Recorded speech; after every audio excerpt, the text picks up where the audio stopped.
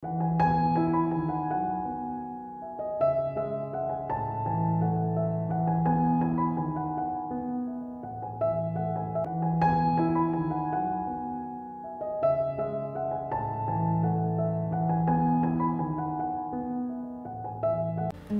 Everyone, আসসালামু আলাইকুম। Welcome to my another blog. কেমন আছো সবাই? আশা করি আল্লাহর রহমতে সবাই ভালো আছো। আমরাও আলহামদুলিল্লাহ ভালো আছি। রমজান মাস চলে গেল, ঈদও প্রায় চলে গেল। এখন তো আবার ফিরে আসছি আমাদের রেগুলার রুটিনে। সকালের নাস্তা, দুপুরের রান্না। এখন তো একটু সকালে লেট করে ঘুম থেকে উঠি। 2-1 দিন পরে আলিফের মাদ্রাসা খুলে যাবে, তখন দেখা যায় আর লেট করে ঘুম থেকে ওঠা যাবে না। সেই সকাল থেকে আবার ডিউটি শুরু হয়ে যাবে। সকালে ঘুম থেকে উঠে ছেলেকে রেডি করে দেন মাদ্রাসায় পাঠাতে হবে। তবে ছেলের মাদ্রাসা বন্ধ থাকলে একটু রিল্যাক্স মনে হয়, একটু শান্তিতে ঘুম দিতে পারি। আর যখন মাদ্রাসা খোলা থাকে তখন একটা টেনশনের মধ্যে থাকতে হয়। তো সকালে ঘুম থেকে উঠে প্রথমেই রুটি বানিয়ে দেন ভাজি দিয়ে আজকে সিম্পলভাবে নাস্তাটা সেরে নিচ্ছি। সব সময় নাস্তাতে অনেক কিছু খেতে ভালো লাগে না, মাঝে মাঝে তো আমার খুব সিম্পলভাবে নাস্তা করতেই ভালো লাগে। সকালের নাস্তা শেষ করে ভাবলাম যে আগে বেডরুমটা একটু ক্লিন করে নিই, দেন রান্না করতে যাব। ঈদের পর থেকে সব ধরনের ধোয়া মোছার সব কাজই আমাকে করতে হচ্ছে। হেল্পিং হ্যান্ড ছুটিতে গেছে, এই জন্য সব কাজই করতে হচ্ছে। তাই একটু গুছিয়ে কাজ করলে কাজগুলো একটু তাড়াতাড়ি হবে, সেই জন্য গুছিয়ে কাজ করার চেষ্টা করছি। আমি যখন কাজ করি তখন আমার কাজের আশেপাশেও আলিফ থাকে না, বাট রোজাইনা কিন্তু সবসময় আমার পাশেই থাকে। আম্মু কী কাজ করে সেগুলো দেখে। আসলে মেয়েরা মনে হয় এরকমই হয় যে মায়ের কাজগুলো অনুসরণ করে। এদিকে আমি কাজ করতে করতে তোমাদের সাথে কিছু কথা শেয়ার করি, বলতে পারো কিছুটা সতর্ক করার জন্যই তোমাদের সাথে কথাগুলো শেয়ার করছি। আমি প্রায় 10 বছর যাবৎ নেট ইউজ করি।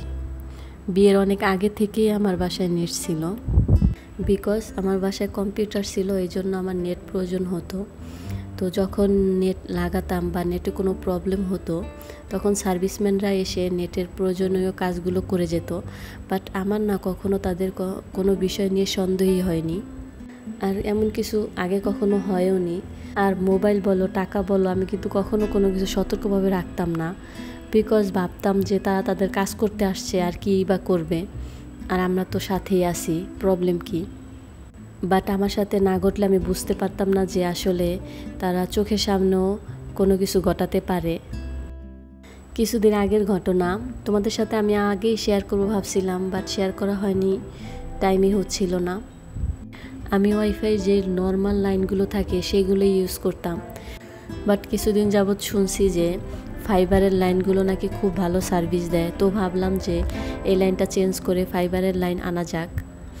তাই আমি যেই নেটওয়ার্ক ইউজ করতাম তাদেরকে ফোন দিয়ে আমি লাইনটা কেটে দিয়েছিলাম। তারপর আমরা ভালো মানের একটা ব্রডব্যান্ডের ফাইবারের লাইন আনি। তার কিছুদিন পরে যে নেটওয়ার্কের লাইনটা আমি কেটে দিয়েছিলাম সেখান থেকে একজন সার্ভিসম্যান আসে। আমি নেটওয়ার্কের নামটা বলতে চাচ্ছি না। দেন সে এসে বলল লাইনের তারটা খুলে নিয়ে যাবে। তো আমি বললাম ঠিক আছে। তখন সে দেওয়ালে লাগানো তারটা খুলতে গিয়ে আমার দেওয়ালের হ্যাঙ্গারে ঝুলানো পার্স ব্যাগটা ফেলে দিল। সেটা সে ইচ্ছে করে ফেলে দিল নাকি তার মিস্টেক সেটা আমি বলতে পারবো না। তো ফেলে দেওয়ার পর সেই পার্স ব্যাগটা তুলে আমি বিছানায় রাখলাম। যেহেতু সে কাজ করবে, তো ভাবলাম যে কাজ করে যাক, দেন আমি তুলে রাখবো। আমার ব্যাগে জাস্ট 1000 টাকার একটা নোট ছিল আর 5 টাকার একটা নোট ছিল। তো এদিকে দেখলাম যে রোজাইনা ব্যাগটা নাড়াচাড়া করছিল, আর ওইদিকে উনি ওনার কাজ করছিল, আমি দাঁড়িয়েছিলাম। সে কাজ করার সময় আমার দেওয়ালের কর্নারে আর্টিফিশিয়াল একটা ফুল ছিল, সেটা নামিয়ে তারটা খুলে নেয়। তো আমি ভাবলাম যে ফুলটা লাগিয়ে নিই। যখনই আমি ফুলটা লাগানোর জন্য ওইদিকে ঘুরলাম, আর সে বাসা থেকে খুব দ্রুত বের হয়ে গেল। তো আমি তাকিয়ে দেখলাম সে নাই। তারপর আমার মনে কেমন যেন একটা সন্দেহ হইল। তো আমি পার্সটা যখন হাত দিলাম দেখলাম আমার টাকাটাও নেই, জাস্ট 5টা টাকা ছিল, আর 1000 টাকার নোটটা আমার পার্সে ছিল না। তারপর আমি দ্রুত রুম থেকে বের হয়ে বাসার গেটে এসে তাকে ডাক দিলাম। দেখলাম সে 2-3 তলা নিচে নেমে গেছে। তাও আমি সিঁড়িতে গিয়ে খুব জোরে জোরে ডাক দিলাম।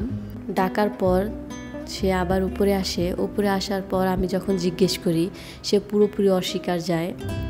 আমি কিন্তু সন্দেহর বশেও আমি তাকে ডাক দিইনি, আমি কিন্তু পুরো শিওর ছিলাম টাকাটা সেই নিছে। তাকে এতভাবে সুন্দর করে বলার পরও সে স্বীকার করেনি যে টাকাটা সে নিছে। কী আর করবো, বাসায় যেহেতু আমি একা ছিলাম আর একা মহিলা মানুষ, আমার বড় ছেলেটাও ছিল না, শুধু আমার মেয়েটা ছিল, এই জন্য আমি কিছু বলতেও পারিনি। বাট আমি এটা জানি যে তখন তাকে সার্চ করলে টাকাটা সাথে সাথেই পাওয়া যেত। আশেপাশে কাউকে ডাক দিলে হয়তো বা টাকাটা পাওয়া যেত, বাট ভাবলাম অল্পই তো টাকা, কী দরকার এত ঝামেলা করার, তাই আর কি আমি কিছুই করিনি, তাকে যেতে দিয়েছি। তবে একটা বিষয় আমি খুব ভালোভাবে সতর্ক হয়েছি, অন্তত কোনো সার্ভিসম্যান বা বাইরের কাউকে বিশ্বাস করা একদমই উচিত না। এটা অনেক ভালো হয়েছে, আল্লাহ তাআলা অল্পতে আমাকে বাঁচিয়ে দিয়েছেন আর অনেক ভালোভাবে সতর্ক হইতে সাহায্য করছেন। এখন থেকে তো আমি অন্তত কাউকে কোনোভাবেই অ্যালাউ করি না। তবে আমি মাঝে মাঝে ভাবি যে মানুষ কীভাবে পারে অল্প কিছু টাকার জন্য এত নিচু মানের কাজ করতে।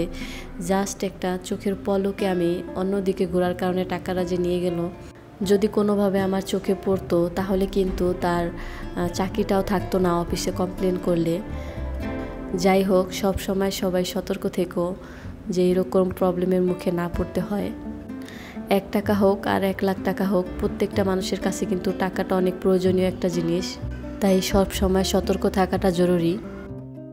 এইদিকে তোমাদের সাথে কথা বলতে বলতে আমার বেডরুম ক্লিন করা, রান্না বান্না প্রায় কমপ্লিট হয়ে গেছে। সারাদিন কিন্তু অনেক কাজই করছি, বাট সব কাজ কিন্তু ক্যামেরা অন করে করা পসিবল হয় না, যতটুকু পারছি ততটুকু শেয়ার করছি। এদিকে আমি লাউ দিয়ে মুরগি দিয়ে রান্না করছি, লাউয়ের ডাল রান্না করছি আর করলা ভাজি। লাউ কিন্তু স্বাস্থ্যের জন্য অনেক বেশি ভালো, তো কচি একটা লাউ এনেছিলাম তাই রান্না করে ফেলছি। লাউ কিন্তু বাসায় থাকলে শক্ত হয়ে যায়, সিদ্ধ হতে চায় না কিন্তু একদমই। আর লাউ স্বাস্থ্যের জন্য অনেক বেশি ভালো।